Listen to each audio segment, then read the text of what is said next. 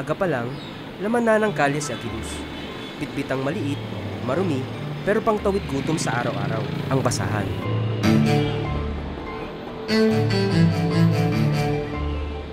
Gamit ito ni Agiluz para punasan ang sapatos ng mga pasahero sa jeep.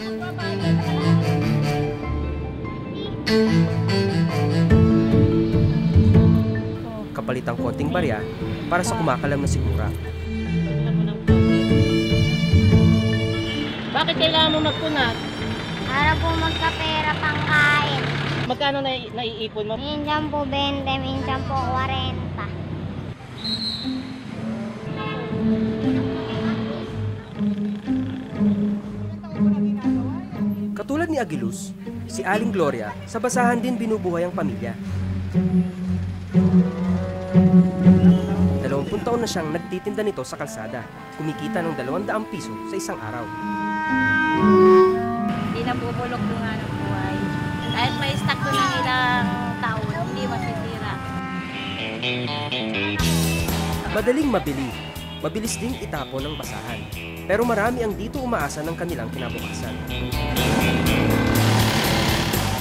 Sa Barangay 374 sa Tambunting, Maynila, karamihan ay tumatahi ng basahan.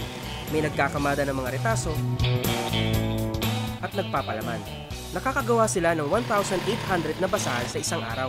Umaabot ng 150 pesos ang bayad sa gumagawa ng basahan. Binibili ko pong pagkain ng mga anak ko, minsan binibigyan ko po nanay ko. Kaysa naman po tambay ka, chismisan, dito na lang po. Madali lang naman mamuhunan sa basahan. Si Mang Buddy, iniwan ang pagiging supervisor para magnegosyo nito. 3,000 piso ang kapital, na kumikita ng higit sa sweldo niya bilang supervisor sa isang malaking oil company. Nag-umpisa lang po kami, 50 pieces na doormat lang ng ganito. Tumago siya, pinaikot-ikot yung puhunan.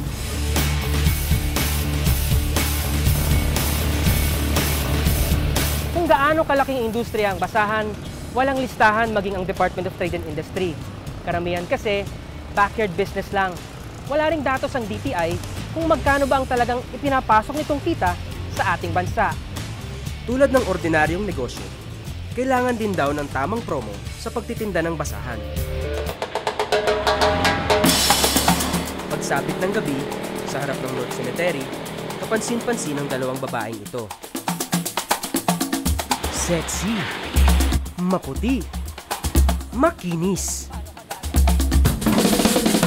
Magkapatid sina Shane at Sarah. Maraming suking motorista at gimmick nila ang pagpapaseksi habang nagtitinda ng basahan. Mas marami kasing truck gantong oras. Dahil hindi mainit. Nag-umpisa kami magpinsan, nagtinda ng naka-sleeveless. Kapag kasi ka naka-t-shirt ka, hindi ka makapansinin dito. Talagang nasanay sila naka-short, naka-sleeveless. Yung magaganda sa sakyan, yayain ka, malay mo kung driver lang yun. Mula alas 10 ng gabi hanggang alas 5 ng umaga, mahigit 2,000 piraso ng basahan ang kanilang naibebenta. Matubo kami ng 720 sa isang gabi. Hindi kami naghanap sa ibang trabaho kasi dahil pala kami naka-opisina. Para sa mga taong umaasa sa basahan, hindi ito simpleng pamunas ng alikabok o pantanggal ng grasa sa kamay.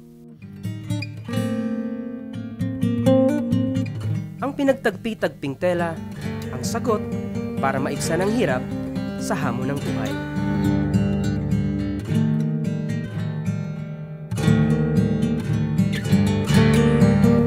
Oman Banyes, ABS-CBN News.